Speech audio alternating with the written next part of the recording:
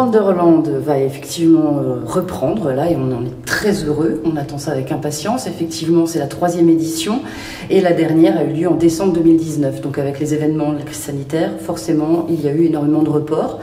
Ce Wonderland démarre le 5 avril prochain jusqu'au 10 avec 3 jours en temps scolaire et 3 jours en temps tout public. Voilà.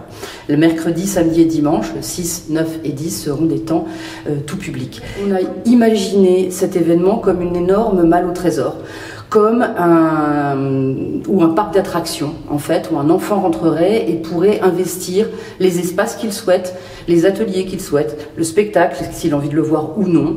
Voilà, donc c'est une multitude de propositions, de spectacles, d'expositions, de films également et d'ateliers de pratique artistique. Et dans cette espèce de bouquet, les enfants choisissent là où ils ont envie d'aller. Il y a toujours une thématique à Wonderland. Cette thématique, cette année, c'est l'animalité et elle a été impulsée, ça a été un petit chemin, en fait, la façon dont s'est impulsée cette thématique. C'est-à-dire que quand j'ai programmé L'Oiseau migrateur de Dorian Rossel, j'ai fait la rencontre d'Hervé Houellebecq, qui est auteur, dessinateur et comédien. Donc il joue dans L'Oiseau migrateur. Et puis en creusant un petit peu, j'ai découvert qu'il avait évidemment aussi beaucoup d'ouvrages et des dessins qui nous ont particulièrement touchés. Et donc, on lui a proposé de faire une exposition dans la galerie Robert Doisneau du Centre Malraux. Et le thème de l'animalité est né comme cela. Du coup, en réfléchissant à la construction de Wonderland sur la thématique de l'animalité, il nous est apparu assez évident d'en parler au musée Aquarium de Nancy et de leur proposer un partenariat. On avait envie, on rêvait un petit peu, à chaque fois on imagine une scénographie. La précédente édition autour du spectacle de la mâchoire 36 Gribouillis nous avait donné envie de faire des gribouillis partout dans l'espace. Là, les animaux sont venus comme ça, comme une évidence, et donc on a demandé au musée Aquarium de nous prêter des spécimens qui seront accrochés par leurs soins prochainement. Et ils participeront également à Wonderland en proposant un atelier autour de ce qu'est un muséum d'histoire naturelle et viendront accompagner également de spécimens d'animaux naturalisés.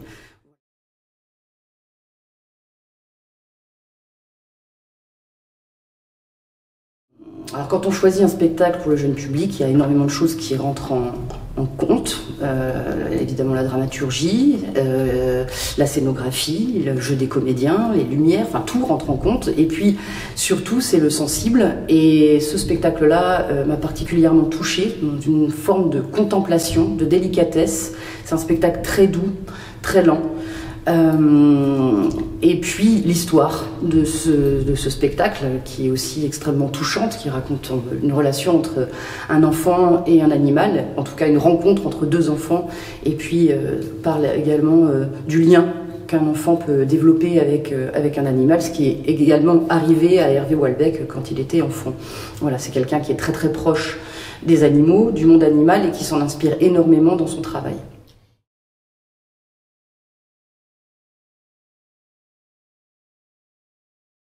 Alors Jean-Philippe Nasse, il est metteur en scène. Il est metteur en scène de la compagnie En Attendant, qui est située en Bourgogne-Franche-Comté.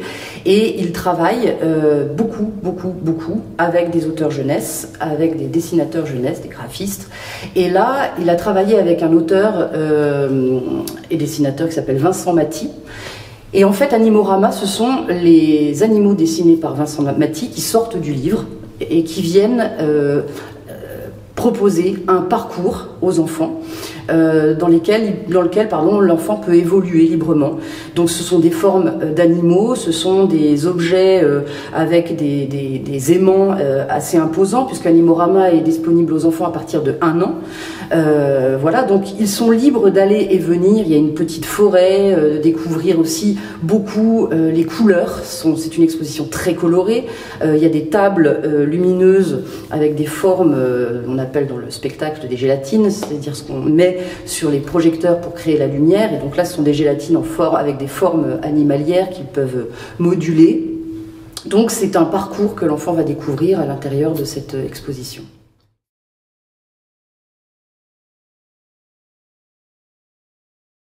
C'est une façon de faire découvrir la création contemporaine aux enfants au jeune public et la création contemporaine. Les équipes artistiques qui créent un spectacle, souvent, ont une démarche de laboratoire, entre guillemets, c'est-à-dire qu'ils vont donner beaucoup d'ateliers, beaucoup se confronter aussi aux enfants avec la pratique artistique. Et pour nous, il nous est apparu évident d'accompagner un projet, enfin en tout cas une diffusion de spectacles, d'ateliers. Du coup, c'est assez foisonnant. Et on a eu envie aussi d'avoir cette dimension pluridisciplinaire qui fait partie aussi de nos missions d'une scène nationale, c'est-à-dire de proposer aux enfants des ateliers qui soient liés à la musique, qui soient liés au dessin, qui puissent être liés au théâtre, au mouvement. Voilà, cette année, on aura un atelier, je vous en cite quelques-uns, mais on aura un atelier avec Karine Vincent, qui est dessinatrice et auteure aussi d'ouvrages à partir de 3 ans. On aura 2 ateliers musicaux, avec François Luzzo le mercredi en temps tout public et un autre avec le musicien Gabriel Fabin qui va proposer de créer une sorte d'orchestre de cris d'animaux. Nous aurons un atelier là dans le temps scolaire parce qu'on a également un partenariat avec l'INSPE de Lorraine, avec les étudiants. Et ils travaillent, eux, autour de l'exposition d'Hervé Houellebecq, vont donner des ateliers le mardi 5 avril et puis poursuivront le travail en classe directement. Et pendant le temps scolaire, on a également une artiste céramiste qui s'appelle Céline Blodez qui donnera des ateliers donc pendant le temps scolaire, et Sandra Poirot-Shérif qui est graphiste également. Et pendant le temps tout public, eh bien l'atelier du musée Aquarium, l'atelier de Karine Vincent. Nous aurons l'imprimerie Bâtard qui vient également pour la première fois et proposera un travail d'imprimerie avec des formes géométriques, et les enfants pourront créer une affiche d'un animal à base de formes géographiques. Donc ils viennent avec une presse, ils viennent avec tout le matériel nécessaire. Ça c'est pas un atelier, mais l'atelier du panda sera là pour de la sérigraphie, donc vous pouvez venir avec des t-shirts, des linges, des sacs pour sérigraphier aussi à l'effigie du visuel de Wonderland qui donc a été dessiné par Hervé Houellebecq. Au niveau du public, déjà, et du jeune public, évidemment, on est situé à Vendeuvre, au cœur d'une commune qui a à peu près 4500 enfants, qu'on reçoit tout au long de la saison, parce qu'il y a une saison jeune public aussi tout le long de l'année au CCAM, et c'est naturellement qu'ils souhaitent participer à Wonderland, donc ils viennent sur les journées scolaires naturellement, et c'est bien chargé, voilà, en découverte, en spectacle.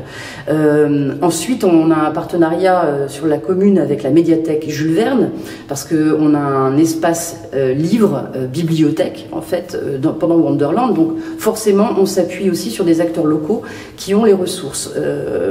Par exemple, ce partenariat avec la médiathèque Jules Verne, on leur a demandé de faire un choix de 200 ouvrages environ sur la thématique de l'animalité.